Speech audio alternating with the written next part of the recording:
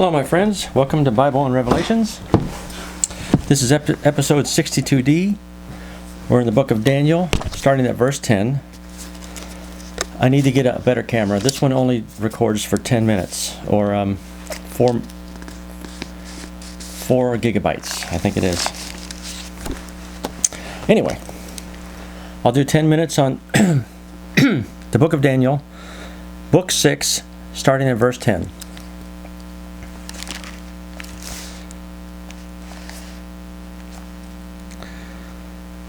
But Daniel, as soon as he knew that the writing had been signed, entered into his house, and the windows in his roof chamber being opened for him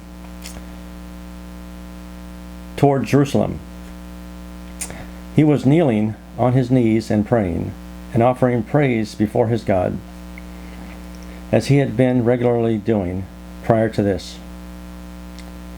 At that time, these able-bodied men themselves crowded in and found Daniel petitioning and imploring favor before his God. Daniel, everybody in the kingdom was supposed to only pray to the king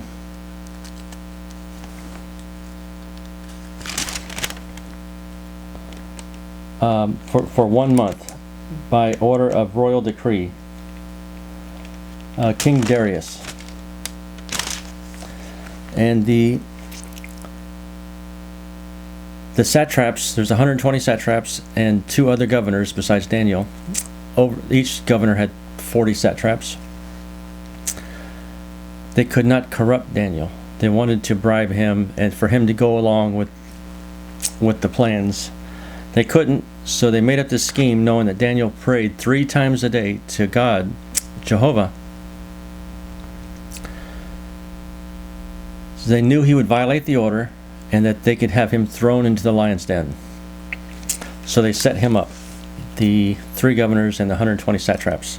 Now they've witnessed him in his house, in his prayer chamber, praying to God in an open window facing Jerusalem. He prayed facing Jerusalem for some reason. Okay, here we go.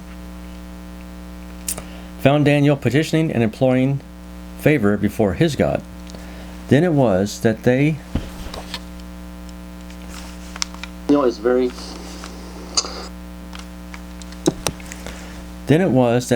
approached and were saying before the king concerning the interdict of the king, is there not an interdict that you have signed, that any man that asks a petition from any god or man for 30 days, except from you, O king, he should be thrown to the lion's pit? The king was answering and saying, the matter is well established, according to the law of the Medes and the Persians, which is not annulled. It cannot be reversed. Immediately they answered, and they were saying before the king, Daniel, who is of the exiles of Judah, has paid no regard to you, O king, nor to the interdict that you signed. But 3 times in a day he is making his petition. Consequently, the king, as soon as he heard the word, it was very displeasing to him, and toward Daniel he set his mind, in order to rescue him, until the setting of the sun, he kept on striving to deliver him. So the king loved Daniel. He trusted Daniel. Everything Daniel did was blessed and prospered. The king's father and I think grandfather, father and I think grandfather, all loved Daniel. Daniel had helped the kingdom thrive.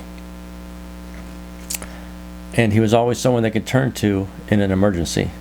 And besides that, he wasn't stealing and being corrupt like the other satraps and the other governors. So the king appreciated that he was honest and had ethics and strong moral character.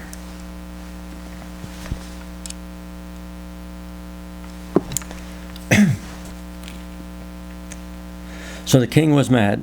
He sees that the satraps and the governors had set up Daniel, and he sees Daniel and the king had finally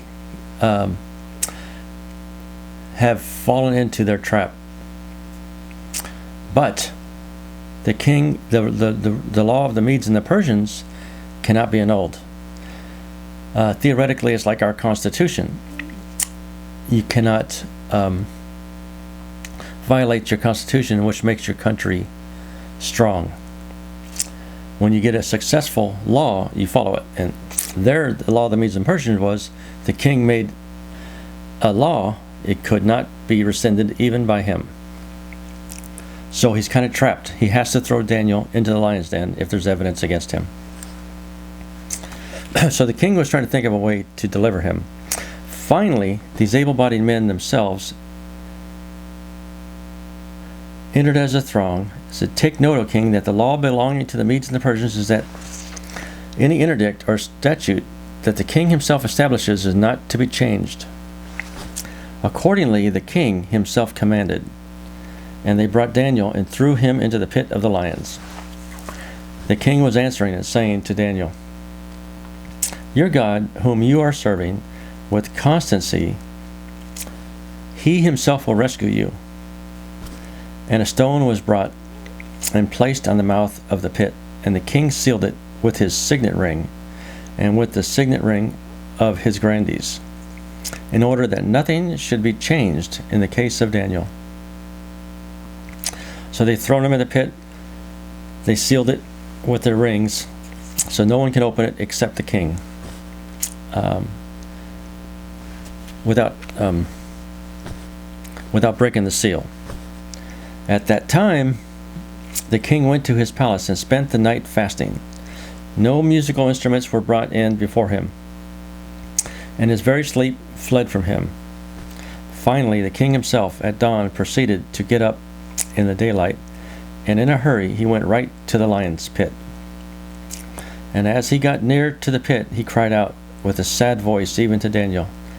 The king was speaking up and saying to Daniel, "O Daniel, servant of the living God, has your God, whom you are serving with constancy, been able to rescue you from the lions?" Immediately Daniel himself spoke, even with the king, "O king, live on even to times indefinite. My own God sent his angel and shut the mouth of the lions.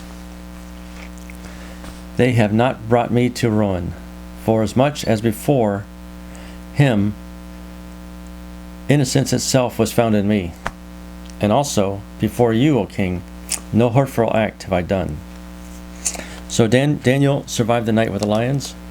He says he prayed to God. God rescued him, kept him safe, because Daniel was innocent before God, and he was innocent before the king. He had not hurt the king.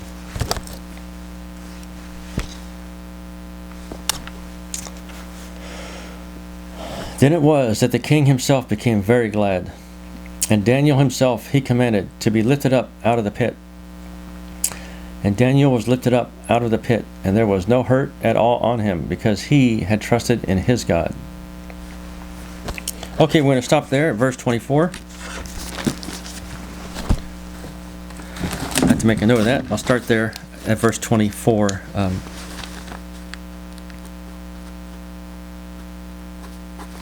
Next week. Eventually I want to speed this up and maybe post episodes more frequently, but right now I'm very busy. I'm at work 13 hours a day, and then working on my real estate. I'm selling a house on Monday, wholesaling it. Get a small profit of $13,000. And I'm going to buy another house to fix up, or just wholesale it.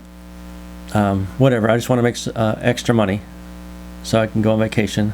But I'm also started writing a book, and I'll tell you with that when I finish it. I've done the outline, the table contents, introduction, and I'm finished with chapter 1. I'm going to start chapter 2 today. Okay, well, God bless you. See you next week, and have a good week.